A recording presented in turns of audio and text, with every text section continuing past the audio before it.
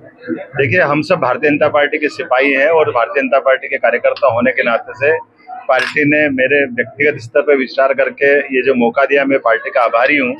और यशस्वी हमारे राष्ट्रीय अध्यक्ष माननीय जगत प्रसाद नड्डा जी, हमारे यशस्वी प्रधानमंत्री माननीय मोदी जी, माननीय गृह मंत्री जी यशस्वी अमित शाह जी, इस अवसर पर विशेष रूप से हमारे यहाँ चुनाव का सारा प्रबंधन देख रहे भूपेंद्र सिंह जी यादव साहब, हमारे साथ प्रदेश के अध्यक्ष विष्णुनाथ शर्मा जी, हमारे यशस्वी मुख्यमंत्री शिवराज सिंह जी चौहान, माननीय नरेंद्र सिंह जी तोमर, मैं सभी वरिष्ठ नेताओं का हृदय से आभारी भी हूं। और जिस प्रकार से पार्टी ने विश्वास किया है, मेरे साथ माननीय जिला अध्यक्ष विवेक जोशी जी मौजूद हैं, यहाँ सभी कार्यकर्ता हजारों हजार की तादाद में मौजूद है। हम सब मिलकर के उज्जैन के विकास का संकल्प जो किया हुआ उस पर लगातार खरे उतरेंगे और जनता से एक बार फिर आशीर्वाद लेने जाएंगे पिछले कामों के बलबूते पर।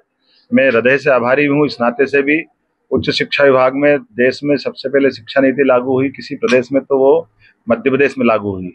मेरे शिक्षा विभाग के माध्यम से लगभग 54 नए कॉलेज खोले गए, 20 से ज़्यादा महाविद्यालय में संकाय हमने खोले हैं। इसी प्रकार से लगभग 3700 से ज़्यादा नए पदों को पीएससी से भरने के लिए हमने पीएससी तक पहुंचाया है। मैं उम्मीद करता हूं कि जिस प्रकार से गुणात्मक शिक्षा को लेकर के उच्च शिक्षा विभाग में नवाचार किए गए, विभिन्न प्रकार के भवन और बाकी चीज़ों की व्यवस्था की गई है, यही कारण है कि पूरे देश का सबसे नंबर 1 A++ ग्रेड का कॉलेज सरकारी स्तर का उज्जैन का माधव विज्ञान महाविद्यालय बना है। जीवाजी विश्वविद्यालय A++ ग्रेड का हुआ। मैं उम्मीद करता हूं कि सरकार के कामों के बलबूते पर निश्चित रूप से जनता के बीच में हम जाने वाले हैं और जनता हमारे को निश्चित रूप से जो दिख रहा है वो अभी से आशीर्वाद देते दिखाई दे रहे हैं। लेकिन हम सब मिलकर के, चूंकि भारतीय जनता पार्टी के सिपाही होने के नाते से ये व्यक्ति की घोषणा होती है, असली में तो हमारा उम्मीदवार कमल का फूल होता है। इसलिए प्रत्येक मतदान केंद्र पर हम सब मिलकर ताकत से लड़ेंगे और निश्चित रूप से जनता हमको यश देगी। महाकाल बाबा की कृपा होने वाली है। महाकाल बाबा, हम सबको जानकारी में है कि जब जब कुंभ मेला आता, सिंहस्था का आयोजन होता है, भारतीय जनता पार्टी की सरकार बनती है, आजादी के बाद से लगातार ये जो क्रम जारी है, हम सब उसको एक बार फिर अपने आंखों से फलीभूत होते दिखाई देंगे। और सिंहस्थ के कारण से उज्जैन में जो विकास के नए दरवाजे खुलेंगे, अभी ही 8000 करोड़ के काम उज्जैन में चल रहा है। ऐसे में और भविष्य की बड़ी संभावना सिंहस्थ को लेकर के है कि दुनिया की अद्वितीय नगरी उज्जैन बनाना है। मैं आप सबके भरोसे से कह सकता हूँ कि निश्चित रूप से भारतीय जनता पार्टी की सरकार बनने के बाद उज्जैन में और विकास के 4 चांद लगेंगे। भाजपा ने करीब 135 से ज्यादा नामों की घोषणा कर दी है, कांग्रेस की अभी एक सूची नहीं आई है, किस तरीके से देखते हैं आप? देखिए, कांग्रेस कोमा में है। कांग्रेस की हालत बहुत बुरी हो गई है। कांग्रेस के अंदर के झगड़े, कांग्रेस के अंदर की अंतरूनी कलह, ये बाधा बन रही है। लेकिन मैं उम्मीद करता हूँ लोकतंत्र में अपनी अपनी पार्टी अपने अपने ढंग से चलती है।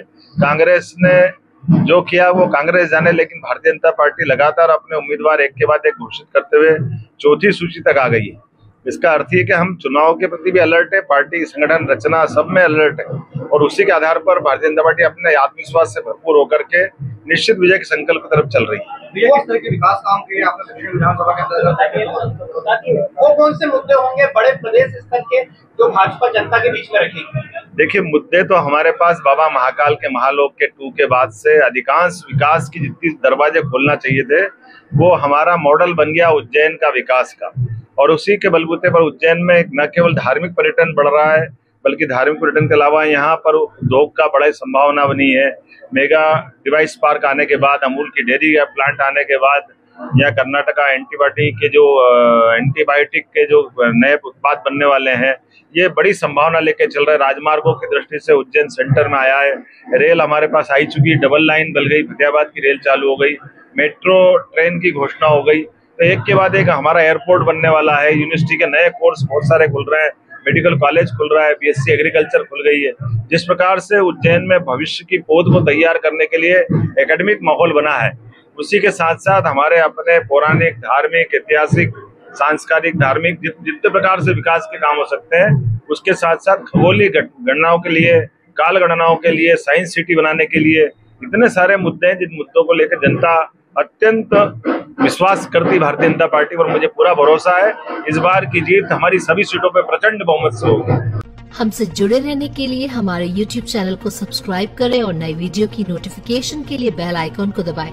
अगर आप ये वीडियो Facebook पर देख रहे हैं तो लाइक जरूर करें और ज्यादा से ज्यादा शेयर करें। धन्यवाद।